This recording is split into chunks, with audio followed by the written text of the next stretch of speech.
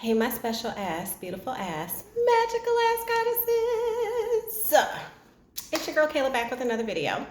And this is a story time video that I have for you guys. And this story time I'm going to have to break down in two parts because it's just, there's a lot to it. But before I get started, if you're not already subscribed to the channel, make sure you subscribe, hit the bell notification, that way you'll be notified the first time I drop a video. Also make sure you give the video a thumbs up in the algorithm. I promise it will not disappoint. So yeah, this is the story about my abusive relationship. And that the reason that the story has two parts to it is A, we have a child together, and you know, that's basically like an 18-year contract I signed, and I still got 6 more years, so but you know, that's a whole thing, and I'll explain to you how I deal with that and how everything got started, and eventually how it catapulted me into finding my life purpose, into helping me heal myself, and thus eventually what I'm doing now, which is helping heal others. So whew, like even like trying to get started talking about it, like I have so much anxiety. I'm sorry, I laugh when I get uncomfortable because like there is just so much to this story, y'all. Like so much to this story. I mean, like this man tried to make my life a living hell, and for quite some time he succeeded very well at it. Very, very well. But I guess I'll start off with how we met, because that would only make sense. Before I do that, though, I kind of have to give you an introspect as to how I fell into this situation in the first place. Because, you know, eventually after I ended up getting pregnant and having my son, like, you know, something just kind of, I think my higher self was really just kind of taking over at that point. Like, sit down, like, analyze how you got in this situation in the first place. And when I did that, I realized, like, oh, bitch, you were not even in a place to try to get in a relationship, right? So you know how they say, like, bad things happen in groups of 3, right? Child, like, it wasn't even groups of 3. It was just like 15 years worth of shit. Just event after event after event after event. But it started out with 3 specific events. You know how they say bad things happen in groups of 3. It started out with 3 specific events. The first event was the death of my mother, right? And I was, like 22, 23 at the time. And it really caught me off guard. I was young.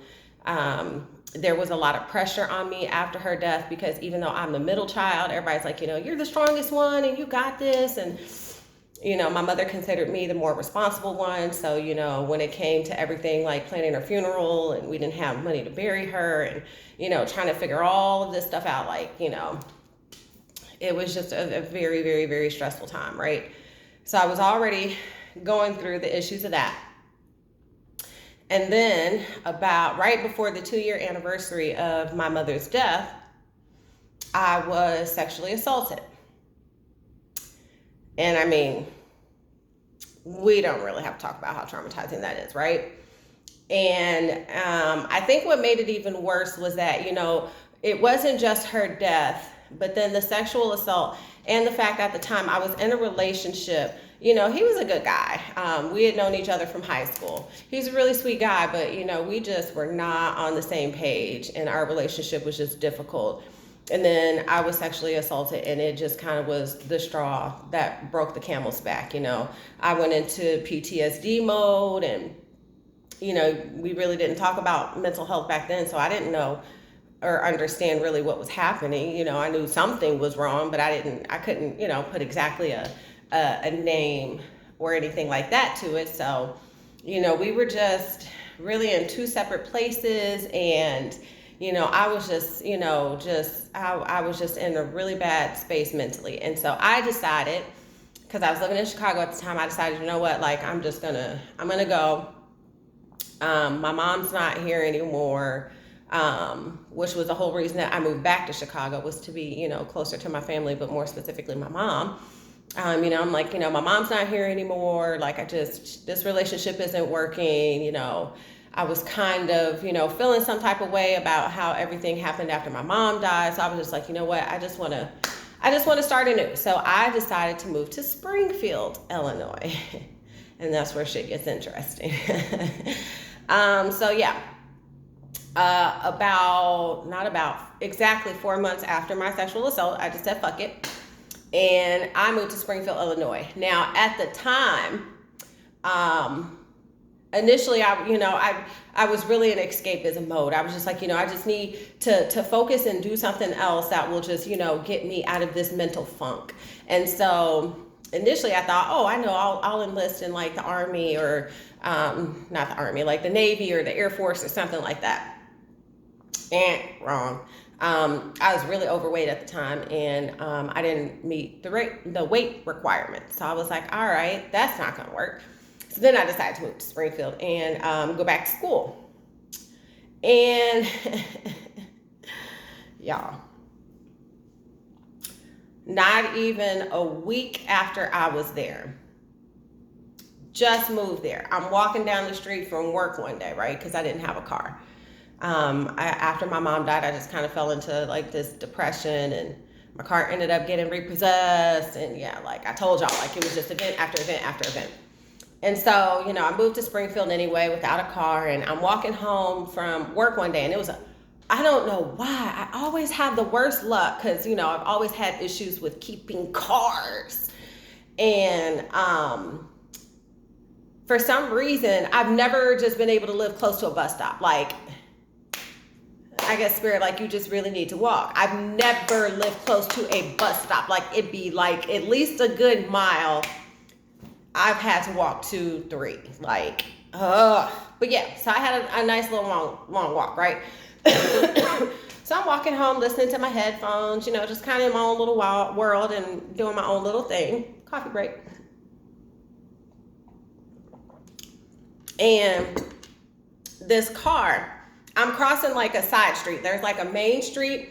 There is no other street on the side because right next to me was like the Illinois State Fairgrounds.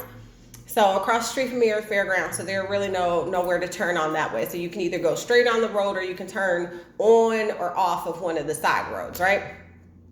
So I'm walking up the street, and as I'm walking, I see this car approach and kind of come to the stop sign. And I'm not really paying it any attention. I'm walking, listening to my headphones, looking straight forward, and the car is off to my right-hand side. And so I'm walking, just kind of vibing. And then all of a sudden, as I finish crossing the street, the car turns the corner. And as the car turns the corner, I see the guy in the car looking back with this big smile on his face, cheesing and waving. So I'm just kind of laughing, and I think he thinks that I'm laughing with him, but I'm laughing at him. Like, get your super happy ass, like, you excited, whatever. So I keep walking or whatever, and right before I get to my house, there's a gas station. And as I'm approaching the gas station, I notice the same guy from the car walking across the street to the gas station. So I'm just kind of like, okay. And I walk up, and he's just like, hey, how you doing? I'm like, I'm good. And he like, you stay around here? And I'm like, yeah, I stay right back there. He's like, oh, okay. And, we just kind of start talking or whatever. And he was like, you got a boyfriend, you got a man? And I'm like, no. And he was like, oh, well, I was wondering if maybe, we could chill, hang out or whatever. And I'm looking at him, and my son's father, like, he has a lot of gray. At the time he had a mustache, and then he had like a fro. And there was just all kind of gray in his fro. Some of it was in his mustache. And so I'm looking at him, and I'm like, you look a little too old for me. And he's like, oh, I'm 37. Is that too old? I think that was what he told me. Yeah, 37. He's like, yeah, I'm 37. Is that too old? And I'm just like, oh, no, okay, 37 isn't that bad or whatever. So we get to talking or rapping or whatever. And he like, oh, you smoke? And I'm like, yeah, I smoke. So he like, oh, okay, maybe we could chill, smoke one day. Now, I just moved down there because I'm in escapism mode from all the trauma that I just endured and never talked to a professional about or dealt with or anything. Like, escapism is the word for this period in my life. Like, everything was escapism. I did drink, but I wasn't really a fan of drinking. I preferred more to smoke. So yeah, that was my thing. So, you know, he brought up weed. I had just moved down there. I didn't know anybody had any. I'm like, yes, we can do that. So he's like, all right, cool. So he, you know, we talked for a little bit more, and then, you know, he's like, oh, okay, well, you know, I'm gonna go to my crib or whatever. And we start walking towards the same direction. And he was like, oh, you said you live over here? Like, you mean right here? I'm like, yeah. He's like, oh, okay, I live right across the street. I'm like, oh, okay. So, he's like, yeah, you know, how long have you been living here or whatever? I'm like, you know, I just moved here or whatever. I should not have told that man that. Like, he was a predator, but of course I didn't realize this at the time. And him knowing that I had just moved there, like, it was just like a big yes for him. Like, he knows that I don't know anyone down there. I'm isolated, like, perfect situation for domestic violence, right? I didn't see the setup though. I didn't see the setup. So, yeah. So he's like, you know, well, I'm gonna go over to my crib, you know, I'm gonna grab some smoke for us, you know, and, you know, I'm gonna come over in a little bit. So I'm like, all right, cool. So I go to my house, I'm just kind of chilling, watching TV, and he comes over maybe about an hour later. So he come over and we talking, and, you know, everything's cool or whatever. He not, you know, at that time, he not hitting on me, you know, we just getting to know each other better, just kind of chilling out or whatever. So, you know, everything's Gucci for about a fucking week. Literally about a week. About a week. That first week I knew him was literally the calmest point ever in our, I don't even want to call it a relationship. Whatever it was. Our situationship. That's what we'll call it. So yeah, during this week, we just, you know, kicking it, getting to know each other a little bit better. Since he had a car and I didn't, you know, he would do little things like, you know, give me rides to work, pick me up from work. And little did I know, also another setup. Because abusers like to control your movements. Like, that was his way of controlling my movements, always knowing where I was and who I was with, because I was with him. So yeah, you know, one day I remember, because I had worked at the local Olive Garden down there. So one day I'm coming from work, and there was a guy that I worked with. I don't want to say his name because that's messy. But yeah, he would try to hit on me all the time too. And I knew he had a girl, but I kind of really didn't care about that. So yeah, he happened to be working the same night that I was working, because we usually didn't work the same shifts. So he's like, oh, you know, I give you a ride home, whatever, blah, blah, blah, blah, blah. I'm like, all right, cool. So I happen to be leaving work, and baby daddy calls, and he's like, yeah, you want me to pick you up? And I happened to be around a bunch of coworkers that were talking in the background at the time, and I knew he could hear that. And so I'm like, no, I'm good. You know, I got a ride. So he like, oh, okay. Y'all, again, just bad all around. Because this man stayed across the street from me, like, he got eyes on me. Like, you can see everything I'm fucking doing. And I'm not realizing that this is the type of person he is, and that's what's going on. But that's exactly what the fuck is going on. Excuse me. So I get the ride home from the guy coworker, and that in itself was a whole hot ass mess. It took me like 3 times as long to get home as it should have, because he had no fucking idea where he was going. I didn't have any idea where I was going, because I had only lived down there for a couple of weeks. So he just driving around, and it takes me forever to get home. And then when he finally drops me off, I can't remember if he came in or not. I want to say he did. Yeah, I want to say he dropped me off and we came in. He came in. We didn't do anything. We were just in there kind of chilling and talking, whatever. And so, you know, me not realizing that baby daddy realizes this, because he's right across the street watching. If not across the street, like somewhere in my fucking window, and probably somewhere in my fucking window watching. So, you know, I ended up talking to baby daddy the next day, and he kind of got like a little funky attitude, a little bit of an attitude. So I'm like, you know, whatever, didn't really think much of it. This is when he starts kind of upping the ante, as most abusers do, to obtain that control that they want to have over you, right? So, he starts playing like little gaslighting games. Like, you know, I was used to, you know, basically spending all my time with him or whatever. And so then he basically just kind of starts ghosting. Like, you know, I call him like, hey, what's up? And he's like, oh, I'm busy. I'm doing something. I'll catch you later. So I'm kind of like, what the fuck? Like, what the fuck? I wasn't really kicking it with like the dude from work like that or anything like that. So I'm kind of confused at this point, you know what I'm saying, as to why he's being so indifferent. So, he was being indifferent, and then every once in a while he, kind of like pop up like, oh, okay, we can kick it or whatever.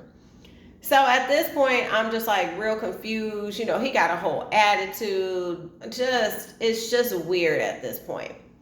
So, I just kind of fell back a little bit. And then, when I fell back, he kind of stepped back up, a little bit more. And we kept talking after that. But even after that, like, I knew deep down, like the situation was just very tumultuous and it was just chaotic and it was a huge hot mess. And I knew this, but that very traumatized little girl inside of me that just really wanted to connect with somebody, was just more focused on connecting with somebody as opposed to what kind of connection I had with somebody. So, we kept talking and as things progressed, like most abusive relationships do, everything was just, so just chaotic, At one point we had talked about moving in together. I want to say like after a month after we met, like we ended up moving in together and I ended up moving into his place. I wanted him to move into my place because it was bigger, but he insisted that we didn't because it was more rent. Once again, it's a setup. He wanted me to move in his place. That way, he would have control about, when I could stay and when I could go. Because that's exactly how that ended up going. So yeah, we ended up moving in together. And of course, that did not go very well. When we would get into arguments or whatever, he would call his ex-girlfriend, or who he told me was his ex-girlfriend. Because, when we had first met, he told me he was just getting out of a relationship with a woman and they had a house together and, he was helping her raise her daughter, I believe it was. I'm sorry if you guys hear that alarm in the background. But anyway, so, he was helping her raise her daughter, but things just didn't work out, blah, blah, blah, blah. So, when we would get into arguments, he would call her, or, some other type of ex or whatever, just to be petty and messy, and, all kind of stuff. It was just very tumultuous. Now, I had, like I said, moved down there to start going to school. So at this point, the semester's about to start. And we had this one incident. I don't even remember what we got into it over about, but we got into this huge argument where he took my phone from me and then locked me out of the house. So I'm literally standing outside his house, yelling and screaming for somebody to call the police. Do you think anybody called the police to help me? Fucking of course not. So eventually, after a while, he opens up the door and I ended up getting my phone, taking a cab and leaving, because this is way before Uber. So I ended up taking a cab and leaving, and then eventually I ended up getting the school I was going to, they had like these apartment dorm things. So I ended up staying on campus basically. And so, when I moved on to campus, I didn't tell him anything. I just disappeared. I just grabbed all my stuff and completely just disappeared and left, right? Wouldn't you fucking know it? That maybe about 2 or 3 weeks after I just disappeared, he magically shows up on my doorstep. I'm in my room in the little dorm room thing, chilling, and I hear a knock on my door, and it's my roommate. And she's like, somebody's at the door for you. And I'm like, what? I don't fucking know anybody here. And I go to the door, and it's him. And he's got some fake flowers and like a little tote bag of some random ass shit that I left at his house. And so he's like, yeah, you left this. If you want to connect anytime, you can give me a call. At this point, I'm freaked the fuck out. I'm like, how did you even figure out where I was at this point? So, I'm kind of marinated on it for a couple of days. Like, how the fuck did he figure out where I live? Like I'm real confused at this point. Fast forward a couple days later, it happened to be like a holiday on campus, right? And because the university really wasn't that big, everything was closed. Like, they thought nothing of the little people. And also because the university was in a very isolated area, like, I couldn't just walk somewhere to like a Burger King or something like that to get something to eat, and I had no food in my little dorm apartment thing. So I'm like, fuck. Like, y'all, I'm starving at this point. Like, fucking starving. So I broke down and I called him. So I call him, and he's like, hey, you know, what's up? You know, yeah, you know, we can go kick it or whatever. I didn't really want to kick it. I just wanted him to take me to get something to eat. But, you know, we ended up kicking it anyway. And, you know, thus starts the cycle all fucking over again, right?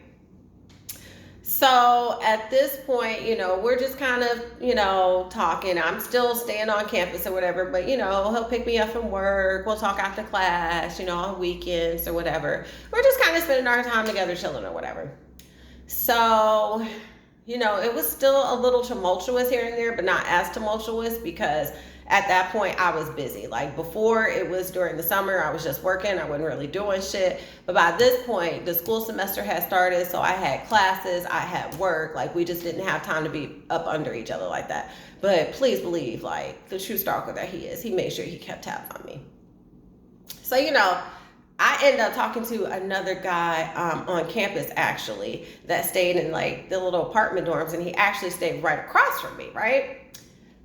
He was an African dude, so, you know, he was a little different. And by this point, because the university had like a free counseling center, I was like, you know what, I should probably just deal with some of this, you know, mental anguish that I'm going through from all these events. Like, it's probably just the best time to get it out and deal with it.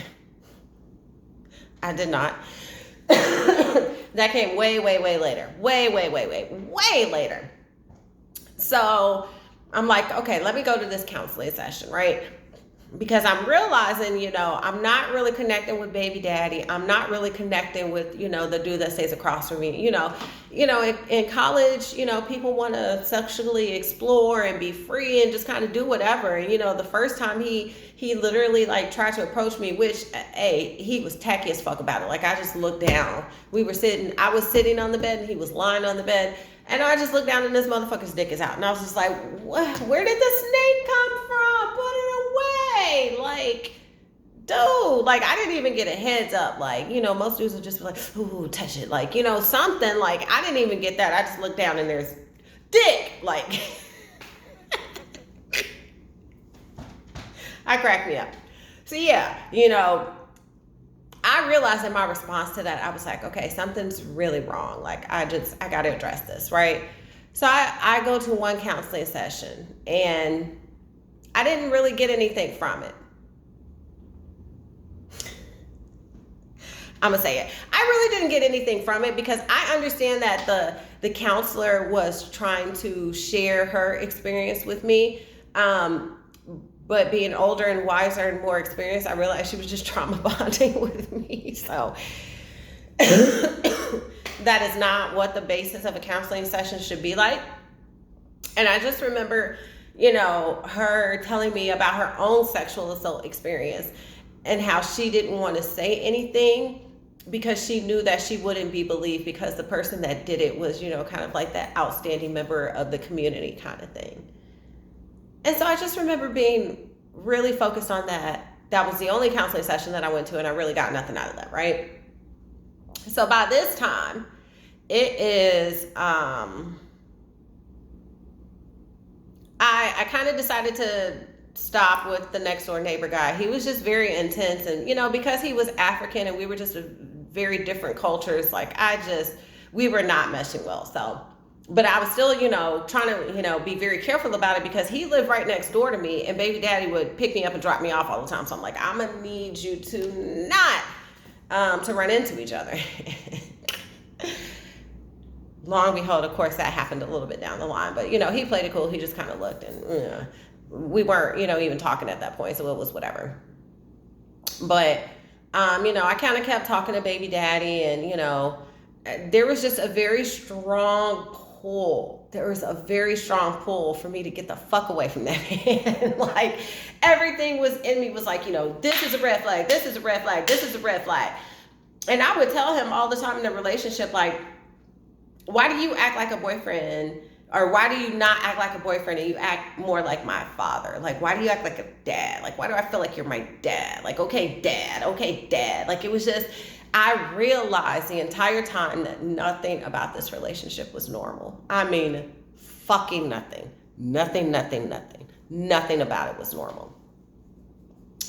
So, I'm feeling a pull to be pulled away from him, but also, I also have unhealed codependency issues at this point. So I'm still hanging around him. We're still spending time together, and we're not even doing shit. Like, it's not even a deep connection or anything like that. Like, I can look back and admit now, this was pure codependency, like literally, just somebody to be around, right? Somebody's energy to absorb, whether, it was negative or positive, which, I didn't know any better at the time about the difference, but, that's neither here nor there. So yeah, we're just spending time together. And also because of the sexual trauma, I'm also feeling very pulled towards celibacy. I'm like, we should not be sleeping together. I should not be sleeping with you. I shouldn't even be letting you put your hands on me at this point. Like, he had taken me through so much at this point. And, I'm confused at this point, but I'm also still kind of in denial from dealing with any of it. And so, even though I know this, I'm still sleeping with him. Long and behold, one day we happened to be at his house and we were smoking, and we decided that we were hungry, and we decided to go to a Subway inside of Walmart, right? And we get inside the Subway in Walmart, and all of a sudden, out of nowhere, like, my heart just starts beating really, really fast. I can't breathe. I'm dizzy. Like, whew, even just talking about it right now, those feelings come back. But like, I was just like, oh my God. So like, he must have noticed because I was kind of swaying, and he's like, are you okay? And I'm like, no, I can't breathe. So he takes me over to the table. I sit down. I start catching my breath. He gets the food, pays for the food, and I'm just kind of sitting there trying to regain everything. Eventually I regain everything, right? Fast forward like fucking 2 weeks, right? What happened? What the fuck happened? I got sick, but I don't remember how bad it was. I got sick enough to have to go to the ER. I think I caught stomach flu, yes, because I always caught stomach flu when I was living there. So yeah, I caught stomach flu, and I couldn't stop vomiting, and I had to go to the ER, right?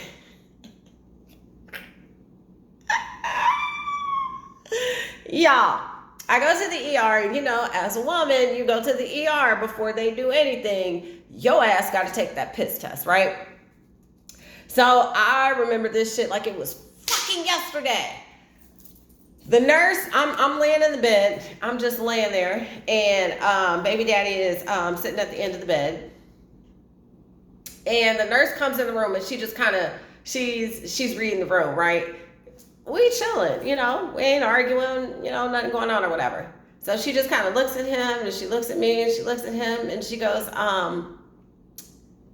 so when we did your urine test, your pregnancy test came back positive. And I was like, ma'am? Ma'am, what? Especially because I'm on the pill at this point. So I'm like, nah, bruh, nah. You must have me mistaken for the lady in the room next to me. And she's like, she's 97. So no, I don't. And I'm like, and I look at him, and he's just kind of like, like, if Stuck on Stupid ever had a face, it was his face at that moment, right? So she just kind of looks, and she's like, would you like any information about alternative options? And I'm like, no, get the fuck out of my room. So she leaves, and we're both just kind of sitting there in silence, like, and he's like, I thought you were on the pill. And I'm like, yeah, I am. I don't, I'm just as lost as you right now, right? So we just kind of sitting there, and he like, so you sure you don't want to get an abortion? And I'm like,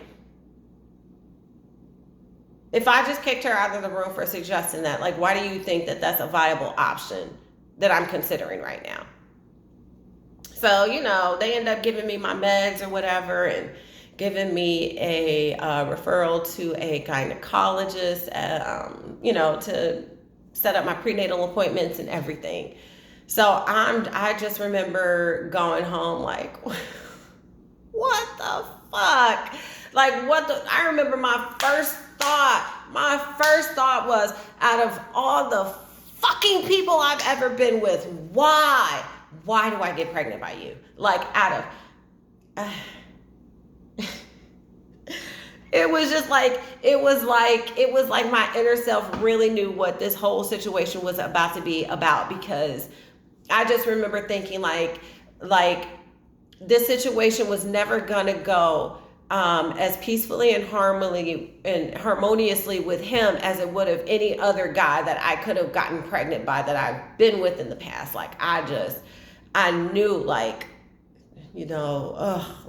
shit was about to go down. So I don't remember what happened later on that day or how some of the things transpired after that. I do remember, for a while he was cool about it. He did ask me to get an abortion like 2 more times after that, to which I had to tell him, like, no, I'm not. An abortion is not what I want. It's not what I'm trying to do, right? So,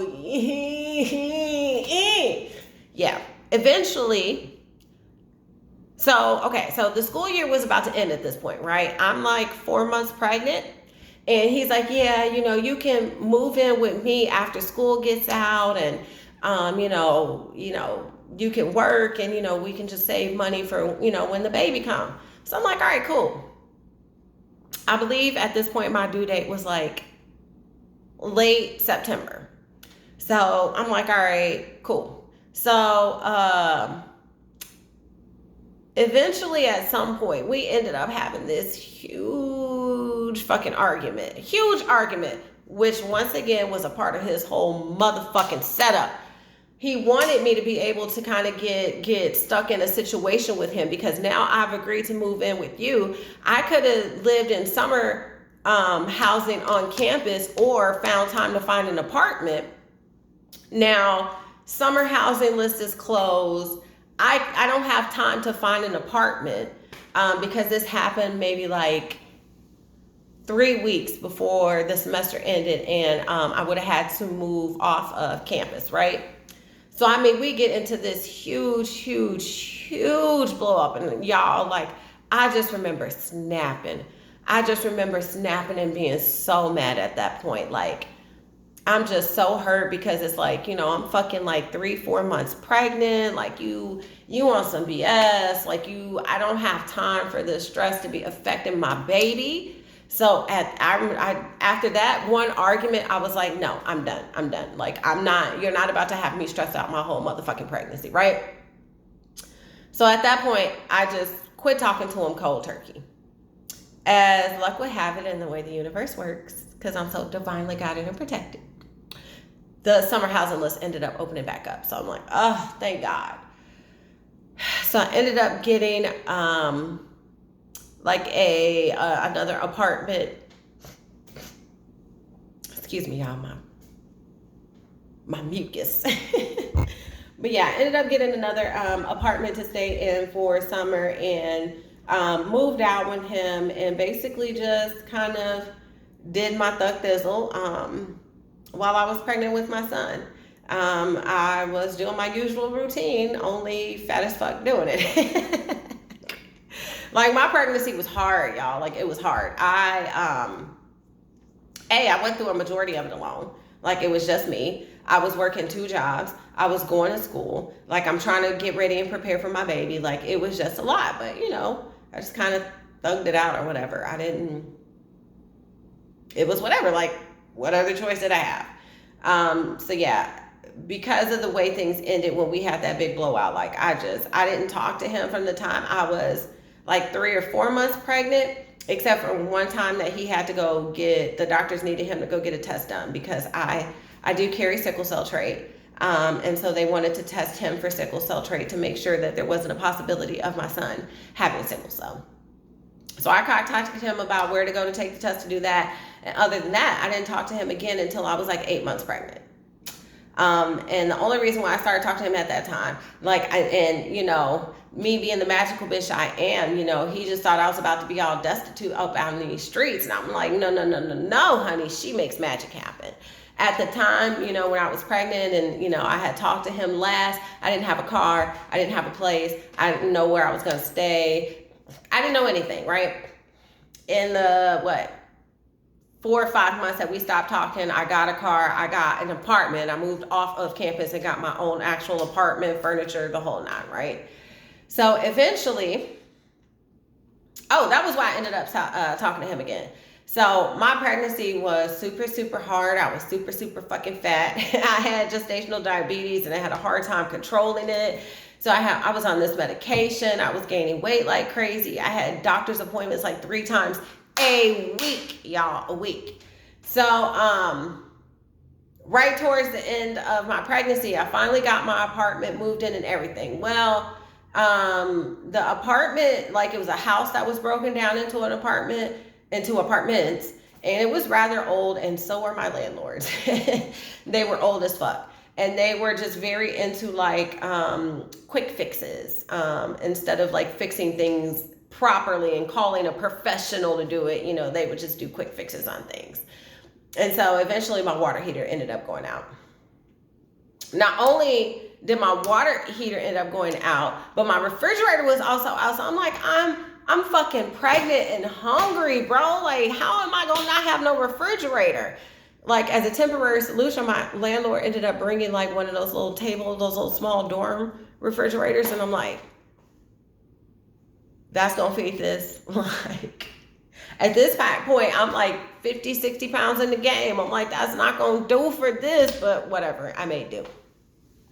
So no refrigerator and no hot water. So I ended up breaking down and calling him like, yo, I need to take a shower in the worst way ever. Can I come to your place, right? So he's like, yeah, you can come to my place. You need me to come get you? I'm like, no, boo. No. I'll see you in 20 minutes. I was talking my shit then, right? So I pull up and he all like, oh, okay, she got a little car or whatever. She got a little car. And then I explained to him like, yeah, the water out at my place. Oh, you got a place too? Yeah, I do, boo. Ask about me in these streets. So at this point, he got shit faced. He can't say nothing. Like, I'm 8 months pregnant doing my thug thizzle. I take a shower, and of course, at this point, he's just like, oh, okay, this ain't turned out to what I thought it would be. So then he starts, as most abusers do, that Dr. Jekyll, Mr. Hyde. He's like, all right, what I was doing wasn't working. Let me switch my approach. So of course he starts being nice. I want to be there and blah, blah, blah, blah, blah, blah, blah, blah, blah, blah, blah, blah, blah, blah, blah. And I fell for the okie doke because at this point I'm fucking pregnant and vulnerable as shit. So I'm like, all right, whatever. So he was there during the birth of my son, and we were pretty much on decent terms up until maybe about a month and a half or so after my son was born, because once again we decided to move in together. Except this time, y'all, this time, fool me once, shame on you. Fool me twice, shame on me. We ain't moving in your shit. A, his shit wasn't even big enough, so there's that problem. And B, you're not about to do to me what you did to me before. You want to move in? Fine, move into my house, and I'm not putting your name on the lease. How'd that meme go? I was thinking, bro. All right, you want to move in, raise a kid together. Cool, we can do this. Because, no woman's just like, oh, I want to be a single mother so bad. Like, no, I wasn't trying to do that. I wanted my son to have a family. So I'm like, yeah, we can do this. But you can move in my shit, we'll function that way. Wrong. And that's where I'm going to end this part. Like I said, y'all, like, it is so much, still kind of an ongoing saga, including some things that I found out recently, which,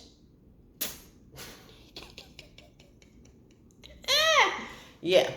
Anyway, I hope you guys enjoyed. Make sure you stay tuned for part 2. That's the part that I'll be uploading next. If you are interested in any coaching services, you can email me at divinefemmerising11@gmail.com. And until next time, my loves.